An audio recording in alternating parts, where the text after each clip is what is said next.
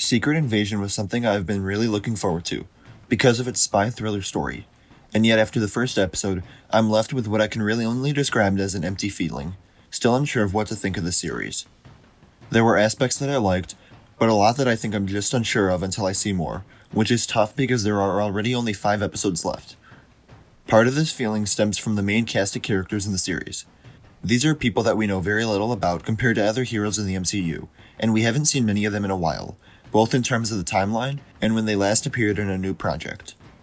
Ross appeared in Black Panther Wakanda Forever, but other than that, I think the last time we saw Fury and Hill was in Endgame, and then Talos we've barely seen, if at all, other than Captain Marvel. So while it is interesting to get to follow a bunch of characters that we're unfamiliar with, it also makes it harder to be invested in the story since as a fan, I don't have that much emotional connections to them, as say Thor or the Guardians of the Galaxy. And because so much has happened since we've last seen these characters, specifically the Blip, they do feel like very different people. Like Fury is told multiple times in this episode alone, he is absolutely not the same person we all remember from the Avengers movies. So while I think it will be interesting to dive deeper into his character and see him evolve and grow, his role here is very different from the director of S.H.I.E.L.D. organizing everything and outsmarting everyone that we're used to. There's a big gap in his story between the Blip and Saber, and while we get a little of that here, I do hope we get a sufficient amount of explanation throughout the series, because otherwise I think it will be hard to comprehend and appreciate everything about him and his journey. Hill supposedly dying at the end did surprise me a bit. We'll have to wait and see until next week on whether she's actually dead, or if it was a Skrull or somehow she survives or what. But if she truly is dead, then that really shakes up what I was expecting from the series, since she was marketed as being a main lead. And even though she's never had too big of a role in any of these stories, I do feel like she's been shown to be capable and important enough where that wouldn't be how she dies. So crossing my fingers that Hill is back in the next episode. Especially with Ross gone for the entire episode. I mean, he had the opening scene, which turned out to be a Skrull imposter, and then the real version of him never showed up. It's only the first episode, but with Fury coming back to Earth and this makeshift team assembling, I assumed he'd be here from the very beginning. We get a brief scene that introduced Rhodes at the White House, setting him up to appear next episode as an initial force against Fury. And I think a lot of the explanation and fleshing out a Saber is going to come through him. At least I hope so, because otherwise those explanations are going to probably end up being real confusing, since I know virtually nothing about what Saber is other than what's been said on screen.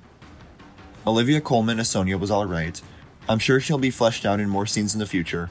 It's obvious that she and Fury have some sort of history together, but at least from what we got here, I wasn't impressed by anything specific regarding her character. Something that I had mentioned in my initial thoughts video after watching the first 5 minutes was that I was confused why the Skrulls were the villains here, when the last time we saw them they were allies of Fury.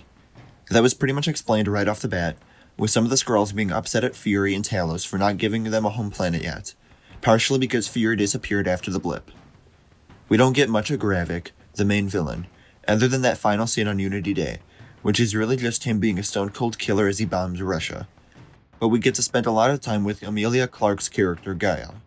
It didn't take long for me to put the pieces together and figure out she was playing an older version of Talos' daughter, but it does make sense for the story. I just don't know how interested I'll be in her since I barely know her. Like the scene where she learns about her mother's death, which we really don't get much explanation on other than it being the result of Gravik's work. But it was hard for me to care all that much about the character's off-screen death who I really don't know, and then this character I didn't really know reacting to that news.